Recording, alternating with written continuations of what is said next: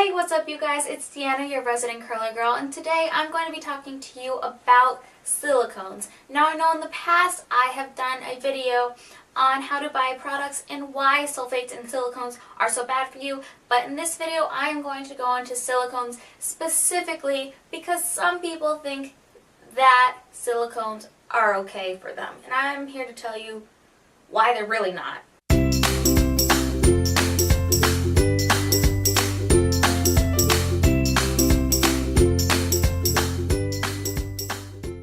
Products with silicones may seem really great. They may seem like a great detangler, and they may seem like they are making your hair super healthy and shiny, but I'm here to tell you that's a lie. Let's take a look at your hair shaft, okay? When your hair shaft is healthy, it looks like this. It is straight, it is put together, and it is good. This is what a good hair strand looks like. When your hair strand is unhealthy, it looks like this. Has pieces breaking off of it. It's frizzy, it's gross, and that's not a good hair strand, right? Okay, so you have both of these, good and bad. But when you use a silicone, your hair seems like it's this really good one. And you know why? Because what the silicone does is it gets in and it coats your hair. When it coats your hair, it fills in all those gaps between your broken pieces and makes your hair look like this beautiful hair strand. But that's a lie. It still looks like this. It just has a bunch of gunk on it.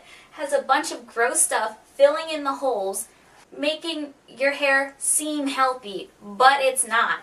Let's make a comparison, okay? Let's say you have a super gross couch.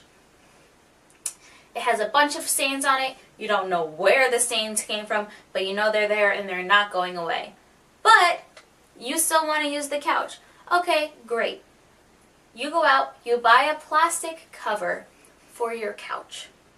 You put the plastic cover on your couch, and voila, your couch looks beautiful. But underneath, it is still gross and disgusting. Silicones do the same exact thing as that cover. It gives the illusion of very beautiful, healthy hair, but that's a lie, and it is not healthy at all. It is still gross underneath all of those silicones. By putting this coating on your hair, you're weighing your hair down. So if you're a curly haired person, you're trying to get volume and definition, you're trying to get that really big, beautiful hair, silicones is not the way to do it.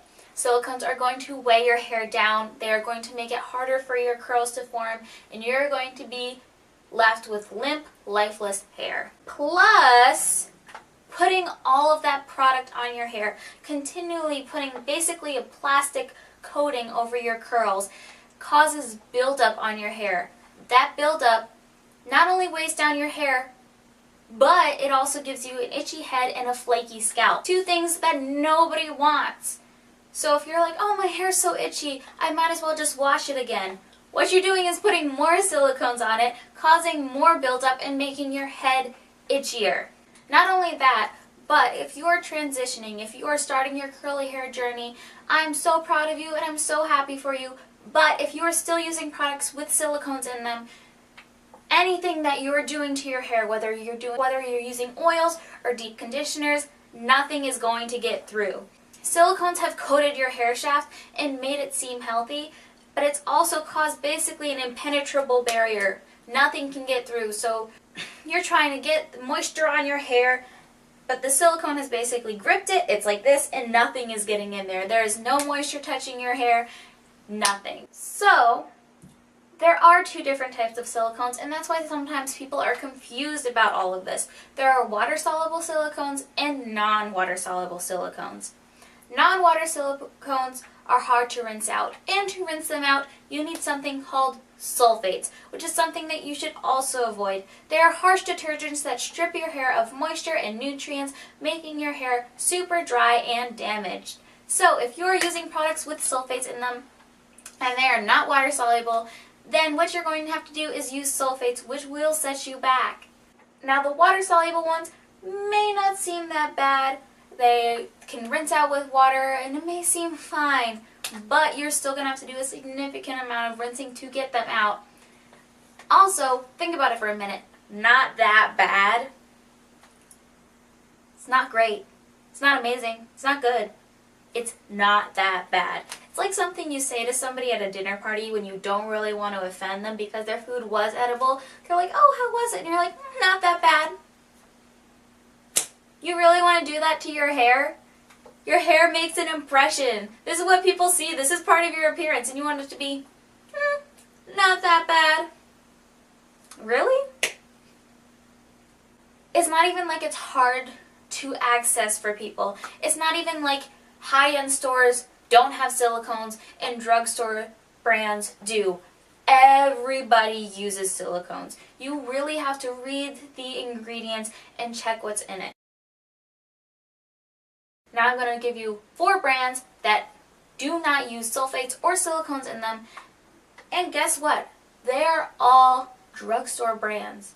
They're all under $10. So even if you don't have money, you can be nice to your hair. One of them is Not Your Mother's Naturals. This brand smells amazing, and I got it at Ulta for... This is a huge container.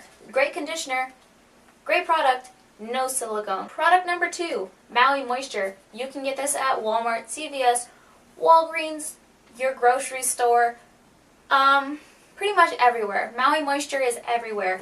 Great brand, no sulfates or silicones, all natural ingredients, and under $10. Cantu for natural hair. Great brand. This one smells like pineapples and coconuts. No sulfates, no silicones, $4. And last but not least, Shea Moisture. This is available at Target, CVS, Ulta, Walmart. Basically, nearly everywhere you can buy hair products, Shea Moisture is available.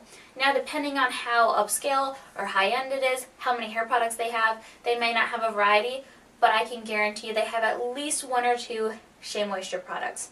This one was $12. Okay, but this one is brand new. It's a brand new Shea Moisture product in very high demand, super moisturizing, very great for your hair, but still, Shea Moisture. Drugstore. You do not have to go to a high-end salon to buy these products to take care of your hair. Now, if you're somebody who still wants to use silicones, there are some occurrences where, sure, okay, you can use it. There's 3 though. Let me tell you. The first one is if you're happy with your hair growth. If you don't want your hair to grow any longer at all, go ahead, use silicones. Because if you're using silicones, nothing can get through that barrier that you've created, and that includes more hair. It's super difficult for your hair to break through that barrier that you've created, get past all of the buildup in this plastic coating that you put on everything, and actually grow. It's hard for it to get nutrients to grow. So, if you don't want your hair to grow anymore, that's fine. If you're really happy with your length, awesome. Go ahead, use silicones. Live your life. You can also use silicones if you have absolutely no damage in your hair. Nothing that you want to take care of or fix. You're totally happy with the way your hair is. There is no damage at all. Okay, that's fine. Use silicones. 1 or 2 uses of a silicone will not damage your hair that bad. What silicones do is they damage your hair over time. So, if you have no damage on your hair is very healthy, and you use silicones once or twice, okay, that's fine. Not great, not the best, it's fine. And last but not least, if your hair is not dry, if it's a decent amount of moisture, okay, that's fine. You can use silicones. Because once you start using them, it's going to be harder for you to get any moisture in your hair at all. So, if you are happy with the level of moisture that your hair has obtained, go forth and use silicones in your hair. But, if you want your hair to grow, if your hair is dry or damaged, then maybe silicones is not the best thing for you. Now, I know for some of you, you might be angry at me and you might be, oh no, you're wrong, silicones are so great, I can't detangle my hair without it. That's your choice. That's totally your opinion.